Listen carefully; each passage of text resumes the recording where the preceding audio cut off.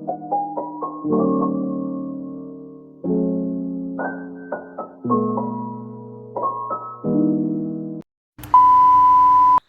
semuanya, Assalamualaikum warahmatullahi wabarakatuh. Shalom, Om Swastiastu, Namo Buddhaya, Salam Kebajikan, Salam Sejahtera bagi kita semua. Hai, perkenalkan nama saya Deborah Vanetiola dengan NIM 2503312011. Saya dari Universitas Satya Bhinneka dengan jurusan Informatika. Nah, kali ini kita akan membahas laporan analisis nilai siswa. Untuk materinya, yang pertama ada bar chart atau diagram batang, yang kedua ada line chart atau diagram garis, yang ketiga ada pie chart atau diagram lingkaran, yang keempat ada histogram, yang kelima ada scatter plot, dan yang keenam ada box plot. Nah, untuk part pertama, untuk diagram batangnya, sebelum kalian teman-teman bisa membuat untuk diagram, teman-teman harus membuat data-datanya dulu ya teman-teman ya. Teman-teman harus membuat data-datanya dulu, seperti contohnya teman-teman mau buat per bulan gajian kalian, atau per bulannya untuk pengeluaran teman-teman gitu, atau untuk contoh teman-teman mau merekap nilai, bisa dari Excel-nya teman-teman bisa bikin dulu datanya, contoh nih nama, nilai algoritma, nilai statistik, nilai otomasi perkantoran, dan nilai matematika diskrit. Nah, saya membuat data ini untuk diagramnya ya teman-teman ya.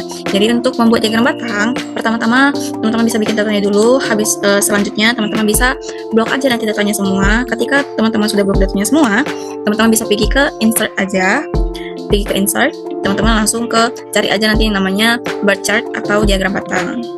Nah, ini bar chart teman-teman bisa pakai, contohnya nih kebetulan saya di sini Excel-nya pakai WPS Office ya teman-teman ya, karena untuk Excel saya Excelnya saya lagi bermasalah, jadi saya pakai WPS Office. Jadi teman-teman di sini pemakainya sedikit terbatas ya, jadi saya di sini pakai yang 2D aja. Saya pakai yang stacked bar. Nah, ini saya pakai yang stacked bar untuk yang diagram batang. Tapi teman-teman bebas yang mau pakai mana, mau yang pakai stacked bar yang 100% atau stacked bar yang atau clustered bar gitu. Ya, jadi ini saya pakai yang kedua. Nah, ketika sudah muncul data diagram batangnya seperti ini,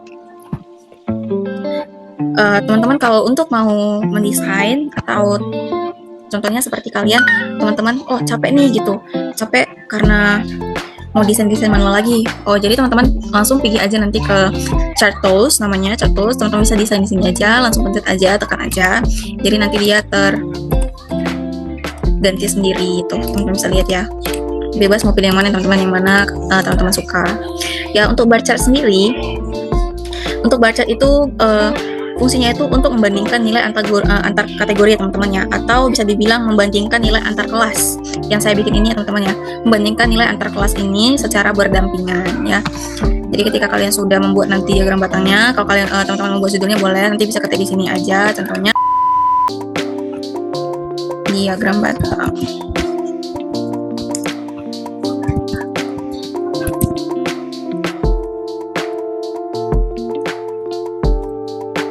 Nah, ketika teman-teman nanti sudah mau diedit lagi juga boleh ya teman-teman nanti bisa pilih aja di sini, bisa slicing juga, dan untuk warnanya juga.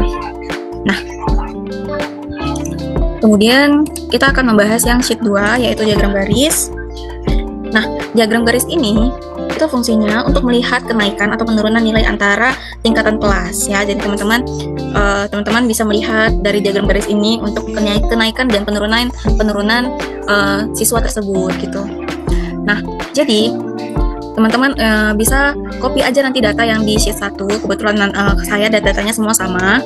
Kalau teman-teman bisa mau mengcopy sheet 1, teman-teman bisa copy aja nanti. Teman-teman bisa blok semua, baru nanti klik kanan aja yang di mouse, baru nanti copy. Nah, untuk diagram garis tadi, teman-teman bisa pergi aja juga lagi ke insert, blok juga semua, bisa pergi ke insert juga. Nanti pilih aja yang untuk line chart. Line chart itu nih. Nah, teman-teman bisa pilih aja nanti, bebas mau pilih yang mana. Kalau saya pakainya di sini yang line with marker, yang line with markers ya teman-teman ya.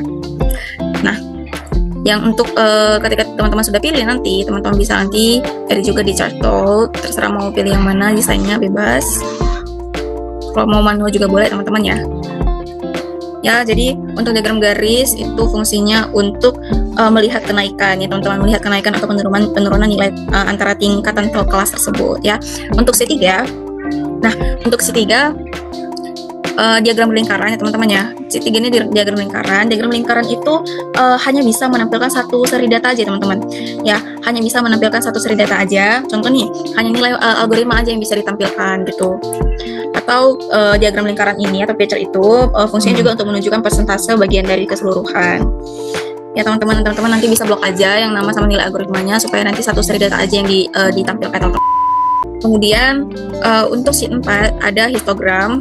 Nah, histogram ini fungsinya melihat sebaran rentang nilai, teman-teman. Melihat sebaran rentang nilai atau contohnya berapa banyak sih nilai di rentang 70, 80, berapa banyak sih nilai rentang di 50 sampai 60 gitu ya, teman-teman ya. Histogram ini atau pie chart ini juga fungsinya untuk melihat distribusi data numerik ya, teman-teman ya. Nah, jadi ketika teman-teman nanti sudah mau buat untuk histogramnya, teman-teman bisa blok aja semua nanti, kemudian nanti pergi aja ke insert, cari aja nanti di chart histogramnya teman-teman ya. Di Excel biasanya ada untuk histogram, karena ini saya pakai WPS Office, jadi itu terbatas pemakaiannya ya teman-teman. Nah, kemudian untuk sheet 5 kita akan membahas scatter. Nah, scatter itu fungsinya melihat apakah ada hubungan antara nilai algoritma sama nilai sisdik. Apakah ada hubungan antara nilai si algoritma dan nilai sisdik contohnya. Nah, si nilai algoritmanya 98, si Vania, nilai sisdiknya juga 9 gitu. Jadi ada kesamaan nilai. Nanti kebetulan nanti di scatter ini bakal menunjukkan untuk kesamaan nilainya kalau contohnya ada ya teman-teman ya. Scatter juga fungsinya untuk melihat hubungan antara dua variabel ya. Lebih mudahnya lagi untuk melihat hubungan antara dua variabel. Ya, jadi teman-teman scatter ini nanti teman-teman bisa pergi juga ke insert, teman-teman bisa cari aja nanti yang namanya scatter. Nah, ini scatter, teman-teman bisa pakai yang scatter aja tuh. Ya, teman-teman bisa lihat nanti di sini. Contohnya si nilai algoritma si Vania. Nilai algoritma si Vania 98 nih. Wah, tinggi ternyata gitu. Nah, teman-teman bisa dari sini aja untuk scatternya nanti teman-teman ya. Nah, untuk sheet 6 itu ada box plot. Teman-teman bisa pakai minimum, kuartil 1, median, kuartil 3, sama maksimum ya teman-teman. Karena kalau tidak ada data-data tersebut, kita nggak bisa mencari box plotnya. Jadi harus ada minimum, kuartil 1, median, kuartil 3, sama maksimum dulu ya teman-teman ya. Dan fungsinya ini untuk melihat rentang ya teman-teman, melihat rentang nilai terendahnya, nilai tertingginya, nilai mediannya di dalam box plot tersebut ya teman-teman. Jadi untuk ketika teman-teman sudah nanti membuat box plotnya, mau buat box plotnya, teman-teman bisa blok aja nanti untuk minimum sama maksimumnya itu, lalu pergi nanti ke insert dan cari aja nanti untuk box plot di bagian sini di Excel, oke?